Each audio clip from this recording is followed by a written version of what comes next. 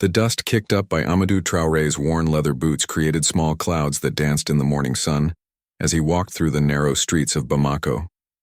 Mali's capital city buzzed with the familiar sounds of merchants calling out their wares, children playing in the alleys, and the distant hum of motorcycles weaving through traffic. But Amadou's mind was elsewhere, focused on the conversation he'd had the night before with his old friend Jean-Baptiste Coulibaly.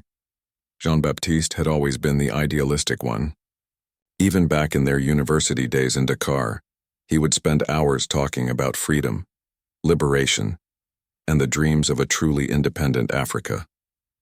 While other students focused on their studies or chased after girls, Jean-Baptiste read everything he could get his hands on about revolutionary movements, economic independence, and political theory. His passion was infectious, and many of their classmates would gather around him in the evenings, listening to his speeches about what Africa could become if only its people would unite and fight for true freedom. Now, 15 years later, Jean-Baptiste had returned to Mali with grand plans. He had spent the last decade working for various international organizations, learning about development projects, witnessing firsthand how foreign aid worked, and growing increasingly frustrated with what he saw as a system designed to keep African nations dependent rather than helping them achieve genuine independence. The previous evening, Jean-Baptiste had visited Amadou's small electronics repair shop, his eyes bright with the same revolutionary fervor that had marked their university days. He spoke animatedly about his new project, a community development initiative that would help local villages become self-sufficient. He talked about agricultural cooperatives, microfinance programs, and education initiatives that would break the cycle of dependency that had plagued rural communities for generations. Freedom isn't given. Amadou, Jean-Baptiste had said, his voice filled with conviction as he gestured emphatically with his hands. We've been waiting for others to hand it to us for too long. The colonial powers left, but they never really left, you know? They just changed their methods. Now they control us through debt, through aid programs that make us dependent, through economic policies that favor their interests over ours. Amadou had listened quietly, remembering the same passionate speeches from their youth. He had always admired Jean-Baptiste's idealism, but he had also learned to be more pragmatic over the years. Running a small business in Bamako had taught him hard lessons about the realities of economic survival in a country where opportunities were scarce and competition was fierce. As he walked through the market that morning, Amadou observed the daily struggles of ordinary Malians trying to make a living. Street vendors sold everything from phone cards to traditional medicines, their weathered faces showing the strain of lives spent fighting for economic survival. Women balanced large baskets on their heads, carrying goods to sell in distant neighborhoods. Children darted between the stalls, some helping their families with small tasks, others simply trying to stay out of trouble. These were the people Jean-Baptiste wanted to help, the ones who would supposedly benefit from his grand vision of freedom and independence. But Amadou wondered if his friend truly understood what freedom meant to these people. For the woman selling tomatoes on the corner, freedom might simply mean earning enough money to send her children to school. For the young man repairing motorcycles under a tree, freedom might mean having enough customers to pay his rent and buy food for his family. Amadou's own journey had taught him that ideals were one thing, but survival was another. After university, he had tried to find work that matched his education and ambitions. He had applied for positions with government agencies, international organizations, and private companies, but opportunities were limited for young graduates without connections or family wealth. Eventually, he had used his technical training to start the electronics repair shop, gradually building a reputation for honest work and fair prices. The shop was small, barely large enough for a workbench, some tools, and a few shelves lined with used parts and accessories. But it provided a steady income and allowed him to support his wife and 2 young daughters. He had learned to appreciate the simple satisfaction of fixing things that were broken, of providing a service that people genuinely needed and valued. Jean-Baptiste's visit had stirred up old dreams and ambitions that Amadou had thought he had put to rest. There was something appealing about the idea of being part of something larger, of contributing to the kind of social change they had dreamed about in their youth. But there was also something that made him cautious, a voice in the back of his mind that questioned whether Jean-Baptiste's grand plans were realistic or simply another form of idealistic fantasy? As the morning wore on and customers began to trickle into his shop, Amadou found himself thinking about the concept of freedom that Jean-Baptiste had spoken about so passionately. What did freedom really mean in the context of their daily lives? Was it about political independence, economic self-sufficiency, or something more personal and immediate? His first customer of the day was an elderly man whose radio had stopped working. The radio was old and battered, held together with tape and wire, but it was clearly precious to its owner. The man explained that he had owned it for 20 years, that it had been his companion through many difficult times, and that he couldn't afford to buy a new one. Amadou examined the radio carefully, tracing the problem to a loose connection that could be fixed with a few minutes of work and a small piece of wire. As he made the repair, he thought about what this meant to the old man. The ability to listen to news, music, and programs that connected him to the wider world was a kind of freedom, even if it was a small and simple one. When the radio crackled back to life, the old man's face lit up with genuine joy. He paid Amadou's modest fee with obvious gratitude, handling the repaired radio as if it were made of gold. As he walked away, Amadou realized that he had just provided something valuable, something that made a real difference in another person's life. Perhaps this was what freedom looked like in practice, not grand political theories or revolutionary movements, but the simple ability to provide for yourself and others, to solve problems and create value in whatever way you could. Maybe Jean-Baptiste's vision of freedom was important and necessary, but maybe there were also other kinds of freedom that were equally valid and meaningful. The morning continued with a steady stream of customers bringing broken phones, radios, and small appliances. Each repair was a small victory, a problem solved, a person helped. Amadou found himself thinking that while Jean-Baptiste was planning to change the world, he was already changing small pieces of it, one repair at a time. But as the sun climbed higher and the heat began to build, Amadou couldn't shake the feeling that his old friend's visit had awakened something in him that wouldn't easily go back to sleep. The question of freedom and what it really meant was going to stay with him for a long time. 3 weeks after Jean-Baptiste's passionate speech about freedom, he appeared at Amadou's shop again, but this time he wasn't alone. With him was a tall, well-dressed woman with sharp eyes and an expensive briefcase. She introduced herself as Marie Konate, representing a consortium of international investors interested in sustainable development projects across West Africa. Marie spoke with the polished confidence of someone accustomed to boardrooms and high-level negotiations. Her French was perfect, her clothes were clearly expensive, and everything about her suggested wealth and influence. She explained that her organization had been following Jean-Baptiste's work and was impressed by his vision for community-led development in rural Mali. As they sat in the cramped space behind Amadou's workbench, Marie outlined an opportunity that seemed almost too good to be true. Her investors were prepared to provide significant funding for a pilot project that would demonstrate Jean-Baptiste's development model in action. They wanted to start with a single village, investing in infrastructure, education, and economic development that would serve as a showcase for the approach.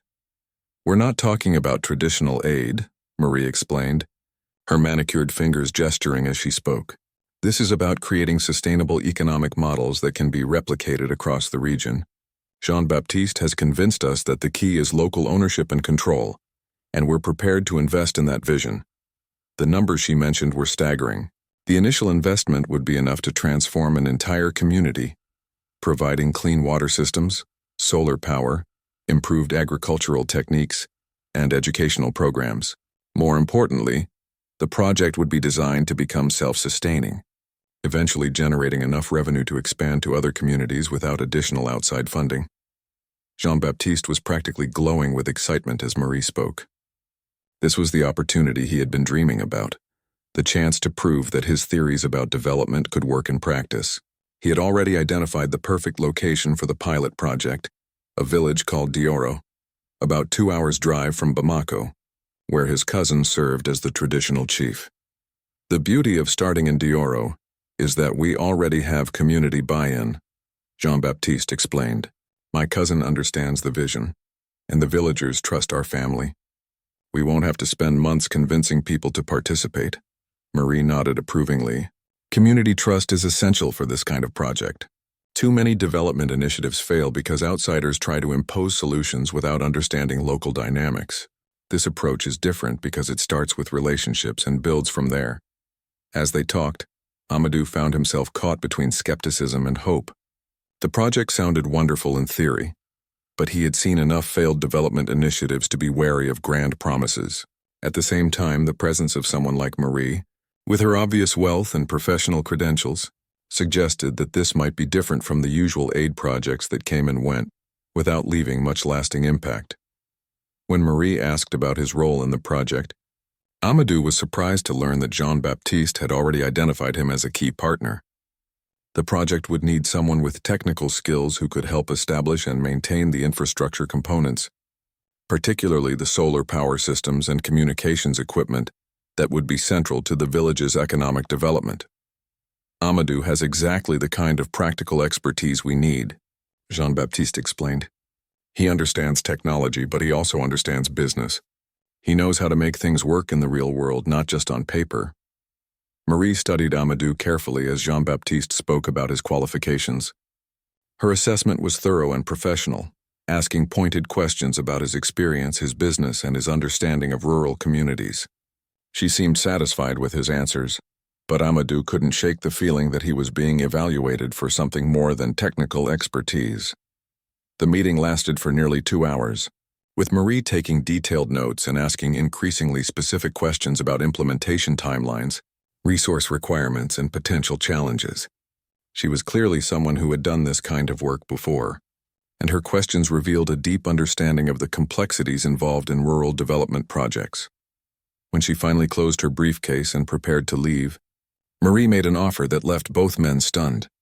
The project would provide substantial compensation for both Jean-Baptiste as project director and Amadou as technical coordinator.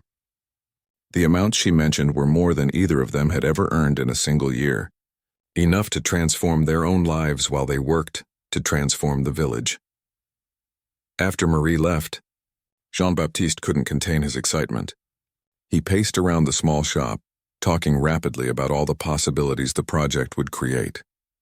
He spoke about solar-powered irrigation systems that would increase crop yields, computer centers that would connect village children to educational resources around the world, and microfinance programs that would help local entrepreneurs start small businesses. "This is it, Amadou," he said, his eyes shining with possibility. "This is how we achieve real freedom. Not by waiting for others to give it to us, but by creating the economic and social infrastructure that makes independence possible." Amadou wanted to share his friend's enthusiasm, but something about the meeting had left him unsettled. Marie's questions had been thorough, perhaps too thorough. Some of them had seemed more focused on understanding the village's resources and potential vulnerabilities than on implementing development programs. There had also been something about the way she spoke about local ownership that didn't quite ring true. While she used all the right words about community control and sustainable development, her questions suggested that the investors she represented would maintain significant oversight and control over the project's direction. When Amadou raised these concerns, Jean-Baptiste brushed them aside. "Of course they want to maintain some oversight," he said. "They're making a substantial investment and they need to ensure it's being used effectively. But the fundamental principle remains the same. The community will own and control the infrastructure once it's established." That evening, after Jean-Baptiste had left, Amadou found himself thinking about Marie's visit and the opportunity she had presented. The compensation alone was tempting enough to make him seriously consider the offer, but there was also something appealing about the idea of using his skills to help an entire community, rather than just fixing individual problems in his shop. At the same time, he couldn't forget his earlier thoughts about freedom and what it really meant to people struggling to survive day by day. Would this project really help the people of Dioro achieve greater freedom? Or would it simply create new forms of dependency with more attractive packaging? The next morning brought its usual stream of customers with broken electronics and small appliances. As Amadou worked on their repairs, he found himself thinking about each transaction in new ways. The woman who brought in her broken phone depended on it for her small trading business. The teenager whose radio had stopped working used it to listen to educational programs. Each repair represented a small piece of independence, A problem solved without having to rely on outside help. Perhaps this was the real question he needed to answer. Would the development project in Traoré create more of these small, practical freedoms? Or would it ultimately make the village more dependent on outside expertise and resources? The offer from Marie's investors was generous enough to change his life, but Amadou had learned to be suspicious of offers that seemed too good to be true. Freedom, as Jean-Baptiste had said, wasn't something that was given, but maybe it also wasn't something that could be purchased with development funds and foreign investment. As the morning wore on, Amadou realized that he was going to need more information before he could make a decision about the project. He needed to visit Traoré himself, to talk to the people who would be affected by the development initiative, and to understand what they thought freedom meant in the context of their daily lives. The journey to Traoré took longer than expected. The paved road ended about halfway there, giving way to a dusty track that wound through scrubland dotted with baobab trees and small farming plots. Amadou's motorcycle struggled through several sandy patches, and by the time he reached the village, his clothes were covered with red dust and his throat was dry from the long ride. Traoré was smaller than he had expected, perhaps 200 people living in mud brick houses arranged around a central plaza, where a massive baobab tree provided shade for community gatherings. A few solar panels glinted on some rooftops, and he could see the metal framework of a partially completed well in the distance. These were signs of previous development projects, though it wasn't immediately clear whether they were still functional. Jean-Baptiste's cousin, Ibrahim Koulibaly, greeted Amadou warmly and invited him to rest in the shade, while cold water was brought from the village well. Ibrahim was a man in his 50s with the weathered hands of someone who had spent his life working the land, but his eyes held the intelligence and dignity that came with traditional leadership responsibilities. As they talked, Ibrahim explained the village's situation with a frankness that Amadou appreciated. Traoré had been the target of several development projects over the years, some more successful than others. The solar panels had been installed by a German NGO 3 years earlier, but only half of them still worked because replacement parts were expensive and technical expertise was scarce. The well project had been started by a French organization, but was never completed when their funding ran out. "We've learned to be cautious about big promises," Ibrahim said, his voice carrying no bitterness despite the obvious disappointments he had experienced. Good intentions don't always translate into lasting results. Despite this cautious outlook, Ibrahim was clearly interested in Jean-Baptiste's proposal.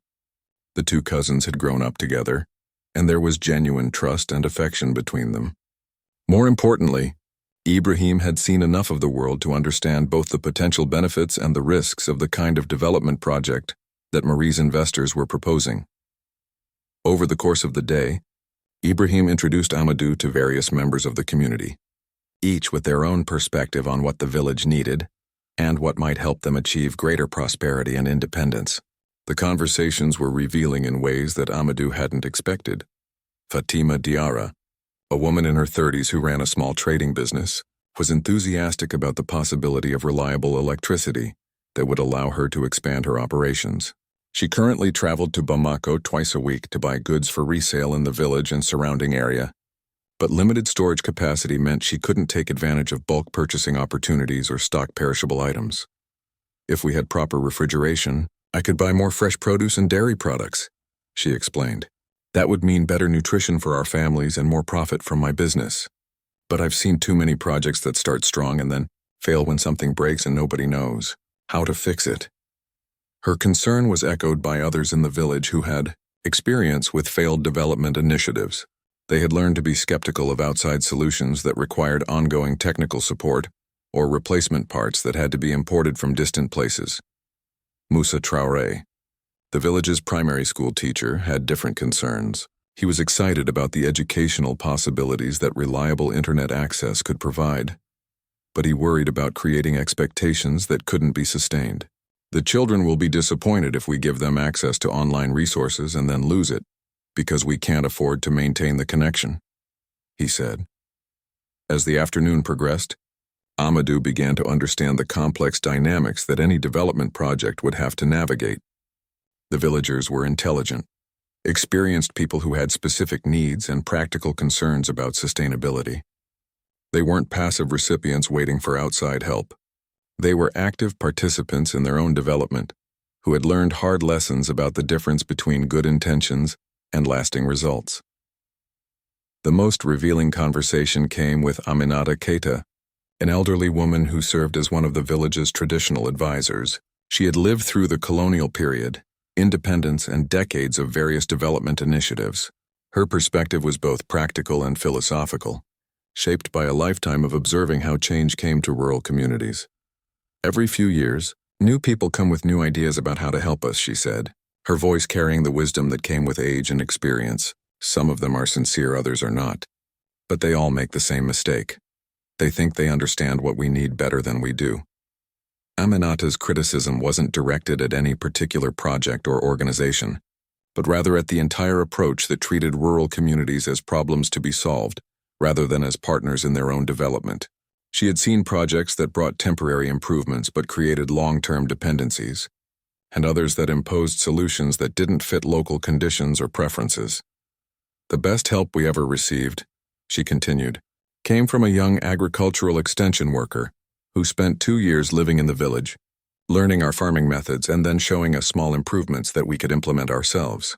He didn't try to change everything at once, and he made sure we understood how to maintain and adapt what he taught us.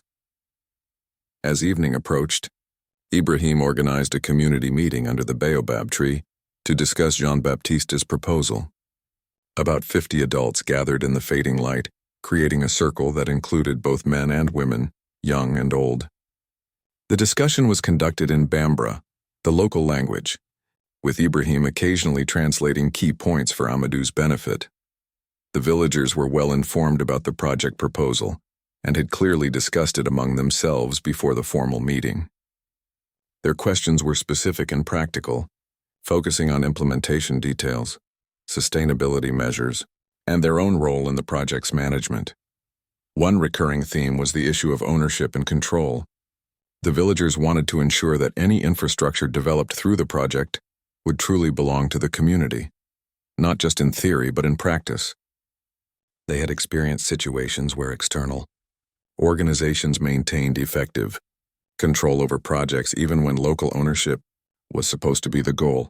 Another major concern was the long-term financial commitment that the project would require. While the initial investment would come from Marie's consortium, the ongoing operation and maintenance costs would eventually have to be covered by the community itself. The villagers wanted detailed projections of these costs and realistic assessments of their ability to generate the necessary revenue. As Amadou listened to the discussion, he was struck by the sophistication of the questions being asked and the depth of understanding that the villagers had about development dynamics. These were not people who could be easily misled or manipulated. They were experienced participants in their own development who understood both the opportunities and the risks involved. The meeting concluded without any formal decisions, but with an agreement that more detailed information would be needed before the community could make an informed choice about whether to proceed. Ibrahim would work with Jean-Baptiste to develop more specific proposals and financial projections, while community members would continue discussing the implications among themselves. As Amadou prepared to make the journey back to Bamako the next morning, Ibrahim walked with him to where his motorcycle was parked. Their conversation during this final hour was more personal and reflective than the previous day's discussions. Jean-Baptiste means well, Ibrahim said, and I trust his intentions. But I've learned to separate good intentions from good results.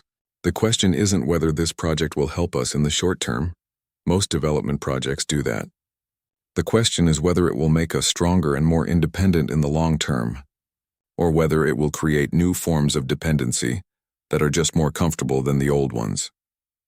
This comment stayed with Amadou during the long, dusty ride back to the capital. Ibrahim had articulated something that he had been feeling, but hadn't been able to express clearly. The development project might indeed bring benefits to Dioro, but what kind of freedom would it create? Would it be the kind of independence that Jean-Baptiste envisioned? Or would it be a more subtle form of control disguised as empowerment? By the time he reached his shop that evening, Amadou had made a decision. He would agree to participate in the project, but with conditions that would ensure the villagers maintained real control over their own development. If Marie's consortium was truly committed to local ownership, they would accept these conditions. If not, their response would reveal the true nature of their intentions. The meeting with Marie's full team took place in a conference room at one of Bamako's most expensive hotels. Amadou arrived to find not just Marie, but 3 other representatives from the investment consortium, each with their own area of expertise and their own set of concerns about the Dioro project. Dr. Heinrich Miller was introduced as the technical director, a German engineer with decades of experience in African development projects. Sarah Chen handled financial planning and sustainability modeling, while Philippe Dubois managed legal and regulatory compliance. Their presence transformed what had seemed like a community development initiative into something that resembled a corporate acquisition. The meeting began with Jean-Baptiste presenting his detailed proposal for the Dioro project, complete with implementation timelines, resource requirements, and projected outcomes. His presentation was passionate and well-researched, demonstrating months of careful planning and genuine commitment to the community's welfare. Marie and her colleagues listened attentively, taking notes and asking occasional questions that revealed their professional expertise. Dr. Muller was particularly interested in the technical specifications, while Sarah Chen focused on the financial projections and Philippe Dubois raised questions about land rights and regulatory compliance. When Jean-Baptiste finished his presentation, Marie thanked him and then turned to Amadou. "We understand you've had some concerns about the project," she said. "We'd like to hear your perspective." Amadou had spent considerable time preparing for this moment, knowing that his response would likely determine whether he remained involved in the project. He spoke carefully, outlining his visit to Dioro and the conditions that the villagers had discussed for any development partnership. "The community wants to ensure genuine local control," he explained. "They've had experience with projects that promised community ownership, but maintained external control over key decisions. They want to know exactly how ownership will be transferred and what guarantees exist that they'll retain control even if problems arise." The response from Marie's team was revealing in its sophistication. Rather than dismissing these concerns, they acknowledged them as legitimate and began explaining the complex legal and financial structures they had developed to address such issues. Their approach was professional and seemed designed to provide real protections for community interests. However, as the discussion continued, subtle elements began to emerge that suggested the investors' agenda was more complex than initially presented. Dr. Muller mentioned the strategic importance of establishing successful development models that could be replicated across the region. Sarah Chen talked about the potential for expanding the project to multiple villages once the pilot phase proved successful. Philippe Dubois raised questions about mineral rights and land use agreements that seemed to go beyond the immediate project requirements. When Amadou pressed for more details about these aspects of the project, Marie's explanations became more evasive. She spoke in general terms about the need for comprehensive planning and the importance of protecting the investors' interests, while still respecting community autonomy. The turning point came when Dr. Mueller accidentally revealed information that hadn't been included in any of the previous discussions. He mentioned geological surveys that had been conducted in the Dioro area, studies that had identified significant mineral deposits beneath the village lands. When questioned about this, the team exchanged glances that suggested they hadn't intended for this information to become public. Marie recovered quickly, explaining that the geological surveys were part of standard due diligence for any major investment project. The mineral deposits, she said, were not currently economically viable for extraction and were not a factor in the consortium's interest in the village. However, her explanation raised more questions than it answered. Amadou found himself thinking about the conversation with Ibrahim's elderly advisor, Aminata Keita, and her comments about the different motivations that drove various development projects. Was this consortium genuinely interested in community development? Or were they positioning themselves to eventually access the mineral resources that lay beneath the village? As the meeting continued, other concerning details emerged. The legal agreements that Philippe Dubois had prepared were extremely complex, filled with technical language that would be difficult for villagers to understand fully. While the agreements did include provisions for community ownership, they also contained clauses that would give the consortium significant influence over key decisions, particularly if the project encountered financial difficulties. The most troubling revelation came when Sarah Chen began explaining the financial structure in more detail. While the initial investment would indeed be provided as grant funding, the ongoing operation of the project would be managed through a complex arrangement that gave the consortium effective control over revenue generation and resource allocation. Under this structure, the village would nominally own the infrastructure, but the consortium would manage its operation through a series of contracts and agreements that would be difficult to modify or terminate. If the villagers wanted to make changes to how the project was managed, they would need approval from the consortium, which would have the right to withdraw support if they disagreed with proposed modifications. Jean-Baptiste seemed unaware of these implications, or perhaps he chose not to see them. He continued to focus on the beneficial aspects of the project, the improved infrastructure, the economic opportunities, the educational resources that would be made available to the community. His enthusiasm was genuine, but it was clear that he hadn't fully grasped the long-term implications of the agreements being proposed. When Amadou raised specific questions about these concerns, Marie's response was smooth and professional but ultimately unsatisfying. She acknowledged that complex projects required complex agreements, but insisted that the consortium's interests were aligned with the community's welfare. Any controls they maintained would be exercised responsibly and in consultation with village leadership. The meeting concluded with Marie's team requesting more time to refine their proposals and address the concerns that had been raised. They scheduled another meeting for the following week, promising to provide revised agreements that would offer stronger protections for community interests while still meeting the consortium's requirements for project oversight. After the others left, Jean-Baptiste remained behind to discuss the meeting with Amadou. His reaction was defensive, suggesting that Amadou was being unnecessarily suspicious about what was clearly a generous and well-intentioned offer. "These people are offering us an opportunity to transform an entire community," Jean-Baptiste argued. "Yes, they need some protections for their investment, but that's normal in any business relationship. The important thing is that they're willing to make a substantial commitment to help people who really need it." Amadou tried to explain his concerns more clearly, focusing on the specific clauses in the agreements that would limit community control, and the implications of the geological surveys that had been mentioned.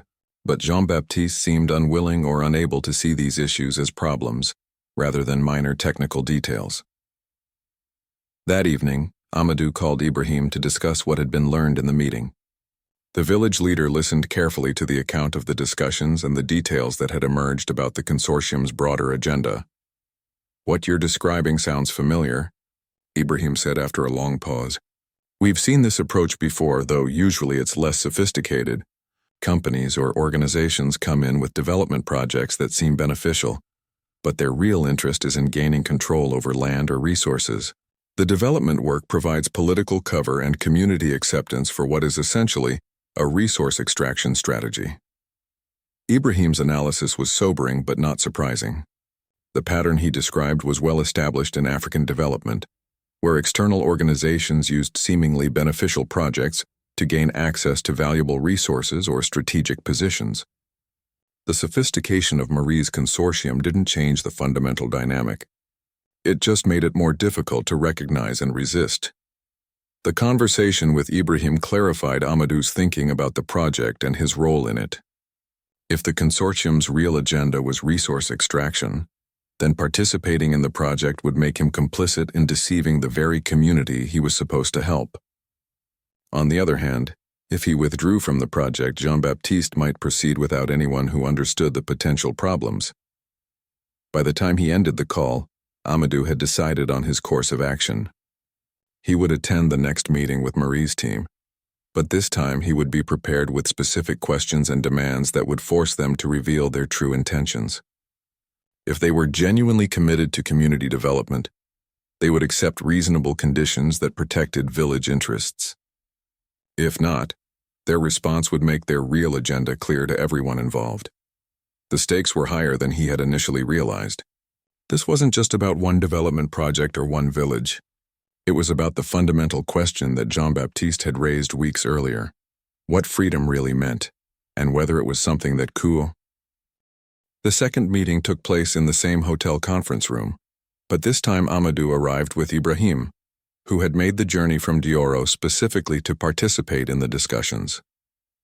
The presence of the village leader changed the dynamics immediately, transforming what had been a technical review session into a direct negotiation between the community and the investors. Ibrahim's calm dignity and obvious intelligence surprised Marie's team, who had perhaps expected a rural leader who would be easily impressed by their professional presentation and complex proposals.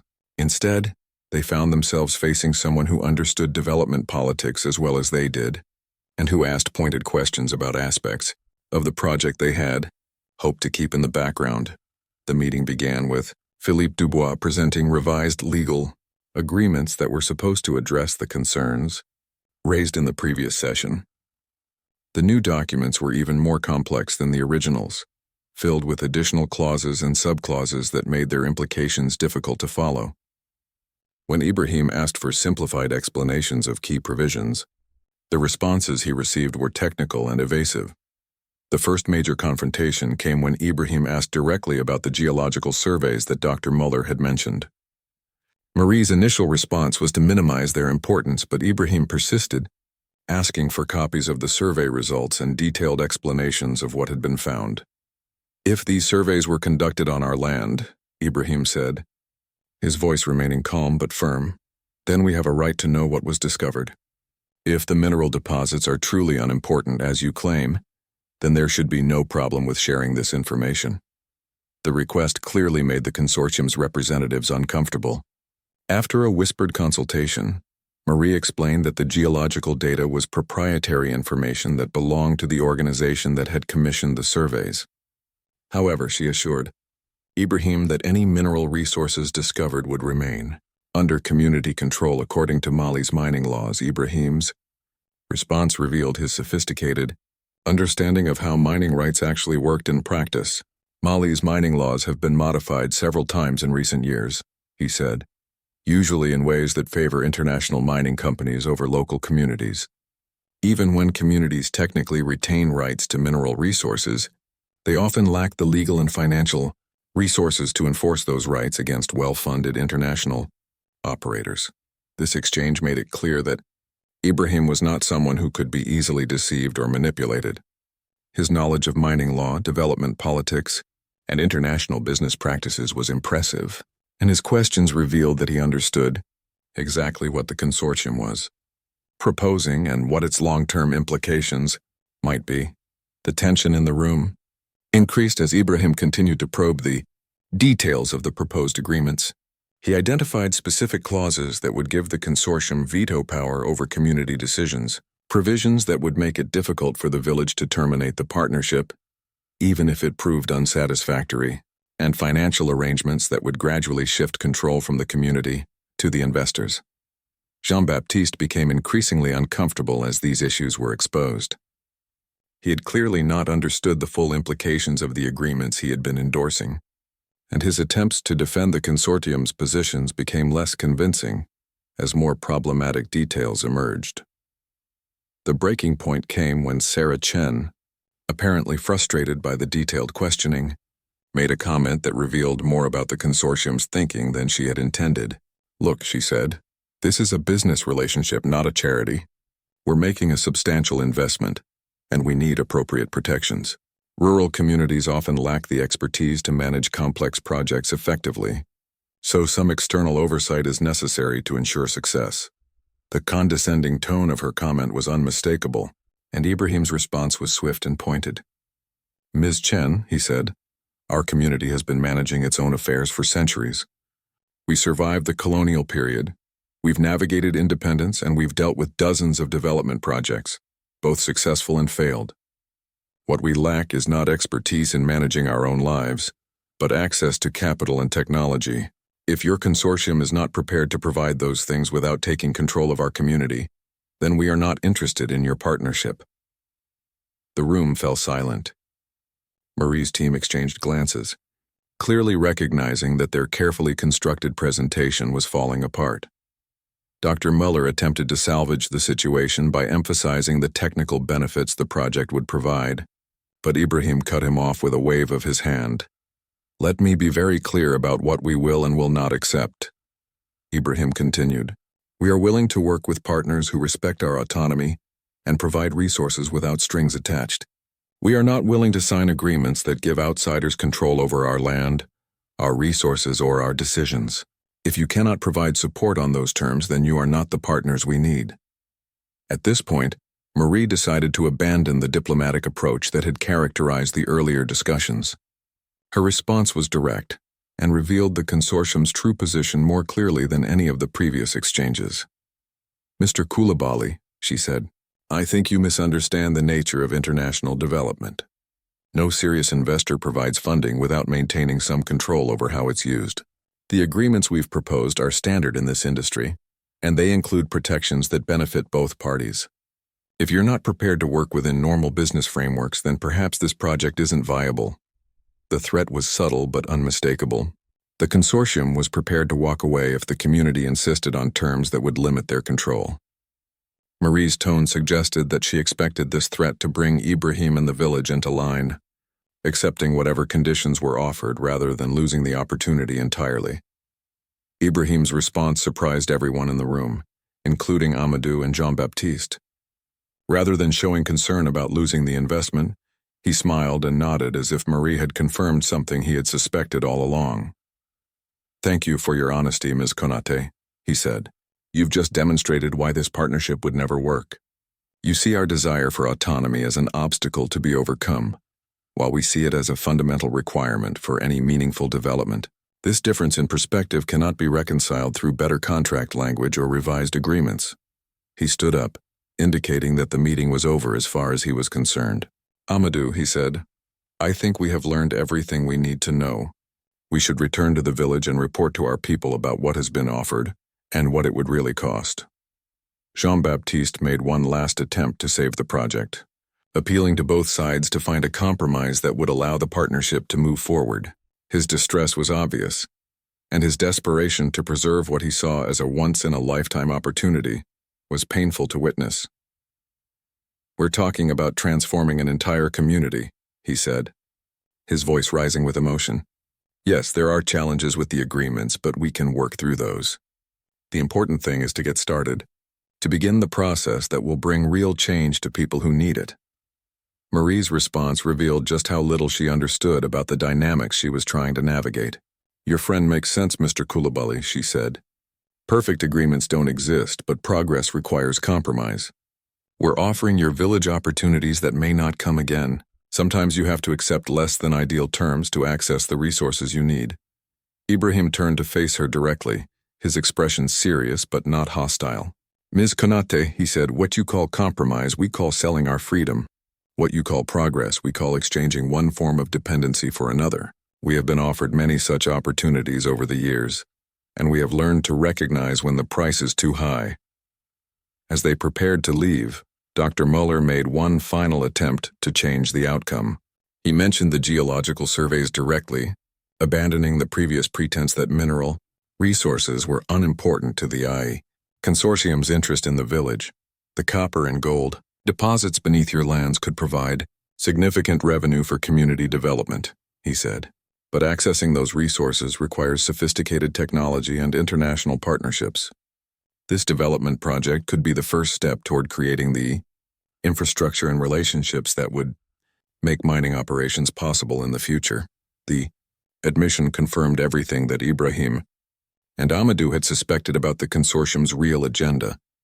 The community development project was indeed intended as the first phase of a resource extraction strategy designed to establish the legal and political framework that would eventually give the investors access to the village's mineral wealth. Ibrahim's final words to the consortium were delivered with quiet dignity that somehow made them more powerful than any angry outburst could have been.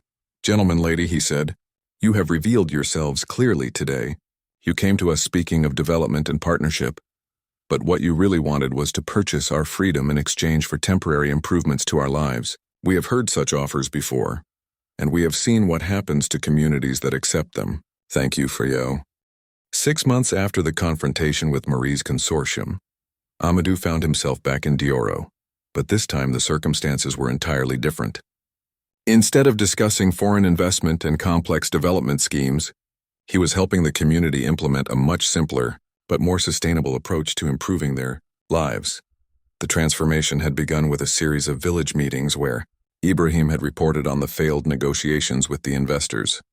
Rather than expressing disappointment about the lost opportunity, the community had responded with relief that they had avoided what many recognized as a potentially dangerous entanglement. The discussions that followed these meetings had been more productive than anyone expected.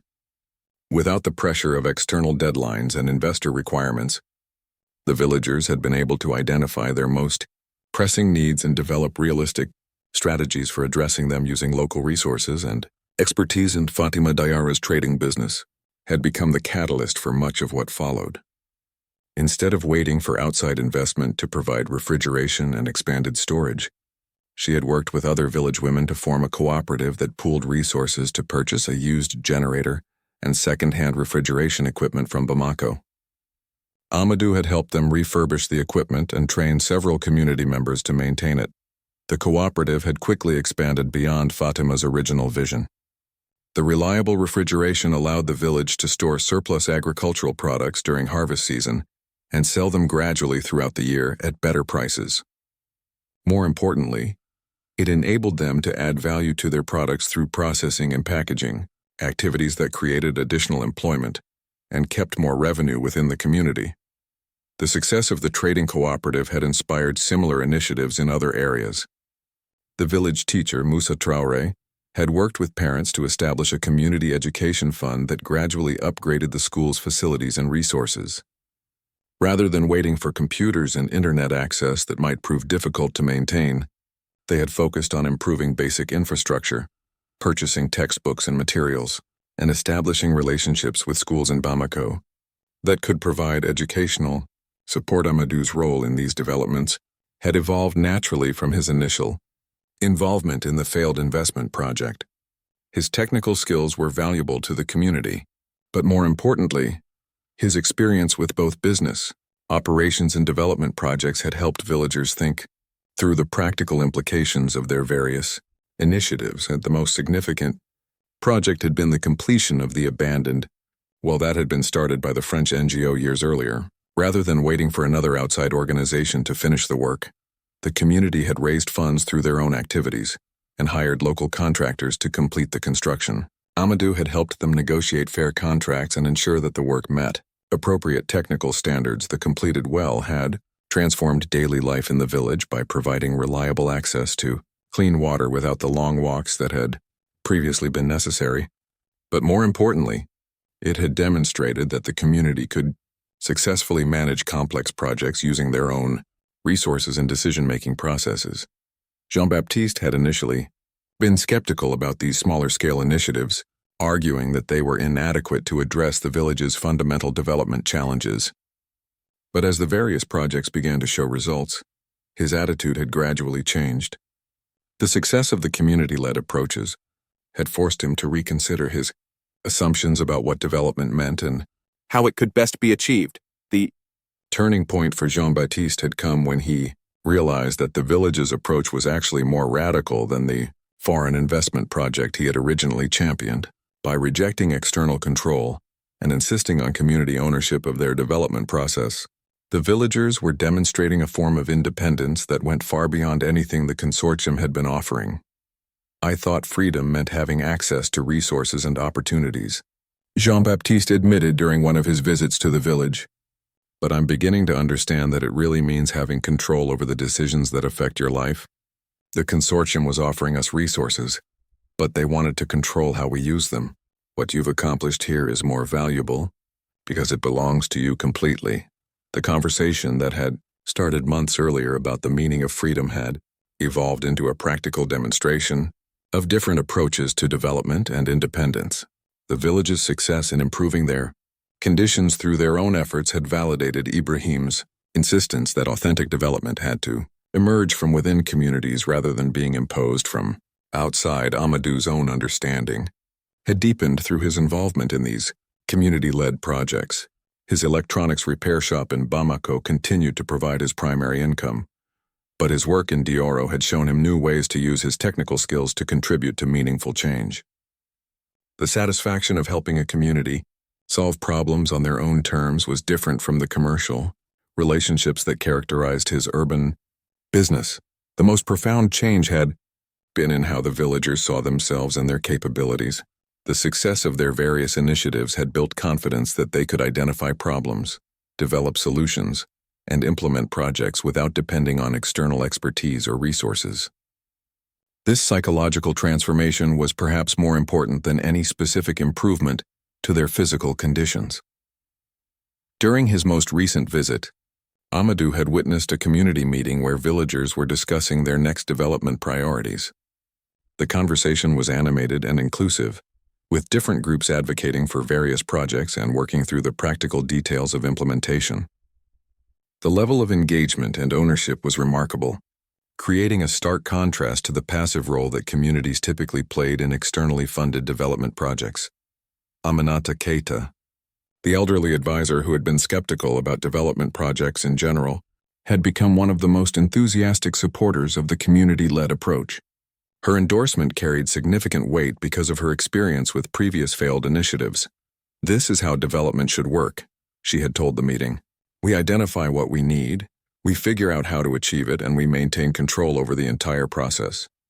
When problems arise, we solve them ourselves instead of waiting for outsiders to come and fix things for us." The success in Dioro had begun to attract attention from other communities in the region, and Ibrahim had received requests to share their experience with villages facing similar development challenges. Rather than trying to replicate specific projects, he emphasized the importance of community ownership and control over the development process. "Each village has to find its own path," he would tell visitors. "What works for us might not work for you, but the principle remains the same. Real development can only come from within. Outside resources can be helpful, but they should support community initiatives rather than replacing community decision-making." As Amadou prepared to return to Bamako after his latest visit, he reflected on the lessons learned from the entire experience. The confrontation with Marie's consortium had been painful at the time, particularly for Jean-Baptiste, but it had ultimately led to something more valuable than any foreign investment could have provided. The village had discovered that freedom really wasn't something that could be given or sold. It had to be claimed through the willingness to reject attractive offers that came with hidden costs. And it had to be maintained through the ongoing work of making decisions and solving problems independently. The original question about freedom that Jean-Baptiste had raised during his passionate speech months earlier had been answered not through philosophical discussion, but through practical demonstration. Freedom wasn't an abstract concept or a political slogan. It was the daily reality of controlling the decisions that affected your life and having the capability to solve problems through your own efforts. During the ride back to the capital, Amadou thought about his conversation with Ibrahim before leaving the village. The traditional leader had expressed gratitude for Amadou's support during the confrontation with the investors and his ongoing assistance with various community projects. "You helped us see clearly what was being offered and what it would cost," Ibrahim had said. "But more importantly, you helped us believe that we could accomplish what needed to be done without selling our independence. Sometimes the most valuable help is simply the confirmation that you have the capability to help yourself." The statement captured something essential about the entire experience. The villagers hadn't needed someone to solve their problems for them. They had needed support to solve problems themselves. The difference was subtle but profound, representing the distinction between authentic development and the kind of dependent relationship that external investment typically created. As the lights of Bamako appeared in the distance, Amadou realized that his own understanding of freedom had been transformed by the experience. Like Jean-Baptiste, he had initially thought freedom meant having access to resources and opportunities. But the village's success had demonstrated the